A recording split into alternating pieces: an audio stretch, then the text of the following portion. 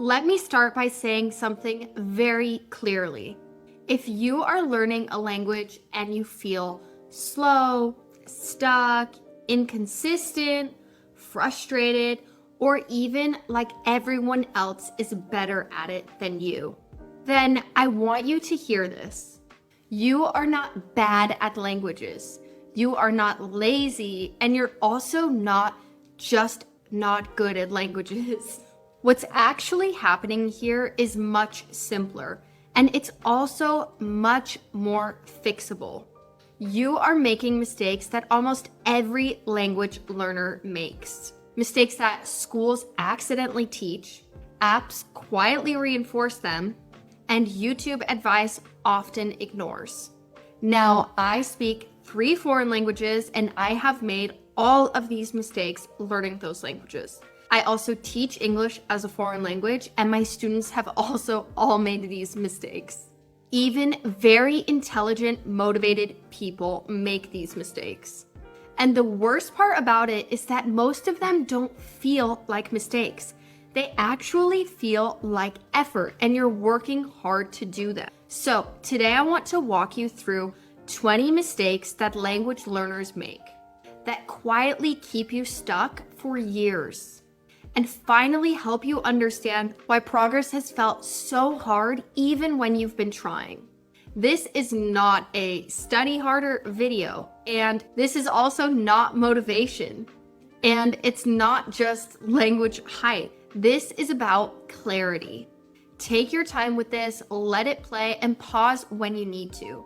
By the end, I promise, language learning is going to feel less chaotic. Your past effort is also finally gonna make sense, and you'll know exactly what you need to stop doing and what actually helps. So let's start with number 1. Number 1 is that you are trying to learn everything. One of the biggest mistakes language learners make is believing that they need to learn everything in order to move forward. So that includes more words, more rules, more grammar, more exceptions, more content. I mean, everything, obviously. But fluency doesn't come from covering everything under the sun. That is a total misconception. Fluency comes from familiarity. Native speakers actually don't know everything in their native language. They know a small set of things very, very well. If English is feeling overwhelming, it's not because you're behind. It's because you're trying to hold up too much all at once, and it's beginning to feel chaotic. Number 2 is that you are confusing understanding with ability. Now, this one honestly hurts. You understand English, you follow videos, you recognize words, but when you speak, nothing comes out. That doesn't mean that you're bad. It means that you've built passive knowledge and not active patterns, which is what you actually need to start speaking. So understanding is really not the same as being able to use a grammar structure or a specific word when you're speaking under pressure. That gap is totally normal, and it's not failure. And over time, it's going to ease up. Number 3 is a huge one. It's that you're waiting to feel ready to speak. Now, here is something that most people do not understand. You do not become confident before you speak. It's actually the other way around. You become confident because you speak, and of course that starts out very badly, but over time that confidence begins to build. Confidence is not a prerequisite, it's a side effect. It develops as you practice and as you overcome your fear of speaking. And the only way to do that is to speak. Every single fluent speaker that you admire once sounded very awkward, slow, unsure, and wrong. Mistake number 4 is that you are translating in your head. If English is feeling slow in your brain, here is usually why.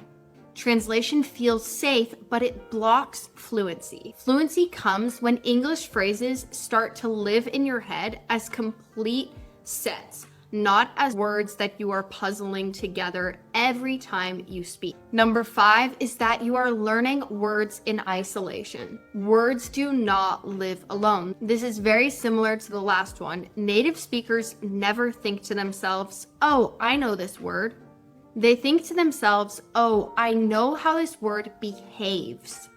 And those two things right there are a completely different feeling and way of experiencing language.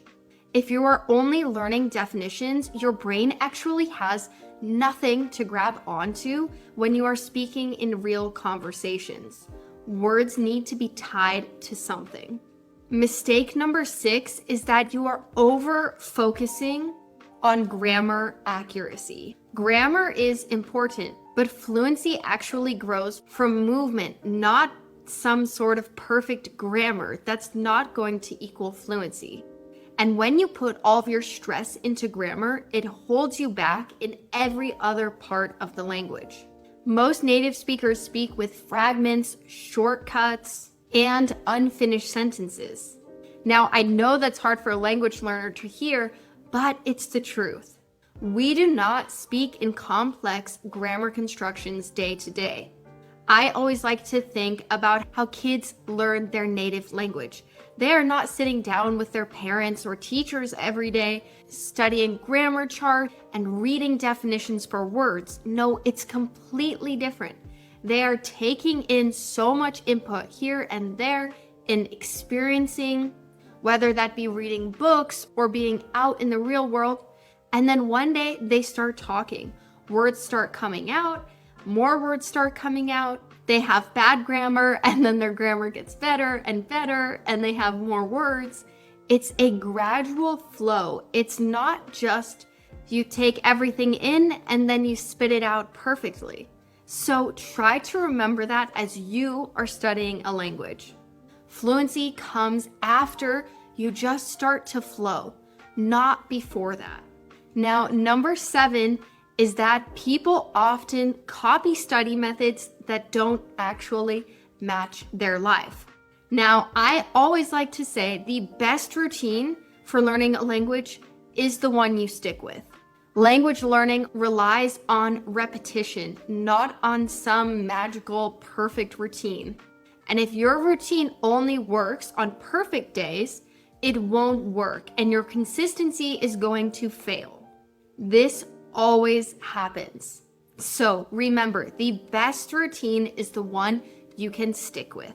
Mistake number 8 is believing that fluent speakers don't struggle anymore. Now, I know this is hard because when you hear a fluent speaker, they sound so comfortable and confident. You think they must have it so easy. And also, if you're getting close to fluency, but it's still hard for you, you could never imagine actually being fluent. Now, here is the key. Fluent speakers struggle, just in a very different way. Fluency does not mean that your effort disappears. It means that you are trying and you're still putting in lots of effort, but it becomes in more of a big picture way rather than a very specific, precise way of focusing on every grammar detail, every word. It's more that you struggle with conveying thoughts and ideas. Now, remember, we struggle with that in our native language too, so that's okay and it's totally normal. Mistake number 9 is that learners are practicing too little out loud. Your mouth needs training, not just your brain. And actually, it is a physical exercise. You have to practice getting these new sounds and shapes in your mouth. If you don't do that, you will never sound natural. Speaking is physical, so you cannot think your way into it. Mistake number 10 is that you are comparing your middle to someone else's end. This comparison kills. What you are seeing is the highlight reel. You are not seeing the beginnings, the failures, or the confusion, and that's hard to wrap your mind around. But every fluent speaker started in the same place, and you need to remember that when you look at them. Number 11 is chasing fluency instead of comfort. Fluency is a very vague term, actually. We throw it around here and there, but do you actually know what it means? Or what is your definition? Because comfort is measurable. Fluency, unless you're going to have a test tell you whether or not you're fluent, fluency is not really all that measurable of a term, but comfort is. Once you are comfortable speaking, that's the goal. The goal is to be comfortable speaking. You should be aiming for feeling less tense, understanding more without effort, and responding faster. And also, shorter responses sound more natural, not longer responses. That's real progress when you can work on those three things and you feel comfortable. Not just saying, I hope I'm fluent soon. That doesn't really mean all that much in terms of measuring your progress.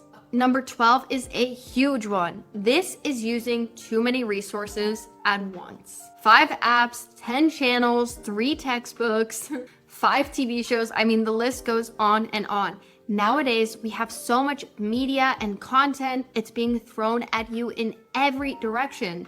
And while that's beneficial, you are making language learning too chaotic. It's actually quite simple and your brain can't settle. So remember, depth here beats novelty. You don't need all the interesting apps. All you need is exposure. Mistake number 13 is thinking that mistakes equal regression. It's actually quite the opposite. Mistakes often mean growth. It's actually a great sign when you get to the point where you are speaking in another language and you feel embarrassed because you hear the mistakes you're making. That means you are learning, you are growing. That is a great sign. It's actually a milestone. This is absolutely not regression, so don't be confused about it. Mistakes start to appear when you push boundaries, so it actually always means you're moving just a little bit more forward. Mistake number 14 is learning formal first. Real English is messy, it's casual, and it's very incomplete. Textbook English teaches a very formal English, and this tends to create some distance and friction when you are speaking in real life. We don't actually speak like that, so it makes you sound more foreign than you are.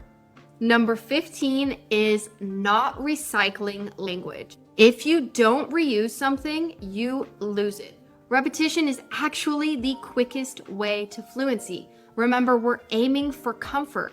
So as you say something more and you get more comfortable with phrases, your English feels and sounds more comfortable. Mistake number 16 is believing talent matters more than exposure. This is absolutely false. We are just going to bust this myth right now. Language is not gifted, it is built, and any person who has become fluent in a language does not like it when you say, oh, you just must be good at learning languages. No, learning a language is so hard, and sure, maybe naturally you could have a little bit more of a knack for it, but that doesn't mean that you didn't build it and you didn't put in the effort. Now, this goes the other way. If you feel like you are bad at learning languages, it's not true. There is something in your language learning routine that is not working. Maybe you are not studying the way that your brain thinks. But the cool thing about language learning is that it is extremely vast. You have every kind of thing involved. You have grammar, you have logic, you have memorization, you have repetition, you have in your head, out loud, written, listening, every form. So even if something is difficult for you, something is not going to be. So find what works for you and focus on that. Mistake number 17 is unfortunately so common. This is quitting at the plateau. Now, language learning is just like anything else. There are times where you can really feel the progress and then you hit a plateau. That happens more often than you would think.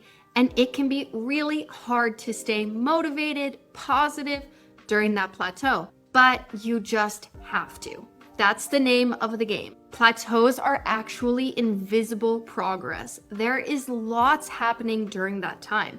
A lot of it is really settling into your brain. Sometimes I find that when I take a month off and just don't think about it, now I don't recommend doing that, but when it happens naturally, I find that I come back speaking a little bit better. All of the things I learned previously have just really rested in my brain. They're settled in, and now when I speak, I use them. So even though it feels like you're doing nothing and your language skills are horrible, it's not true. And there is invisible growth happening here. Your brain is simply reorganizing, and your job is just to stay motivated and don't quit. Mistake number 18 is trying to sound impressive. Simple English is actually very powerful. Clarity is the goal, and clarity beats complexity.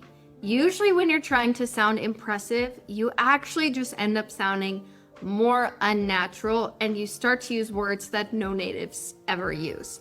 So really, don't do it to yourself. It's not helpful. Just stick with simple language, and you're actually going to be more comfortable, more understandable, and it's all going to sound and feel more natural.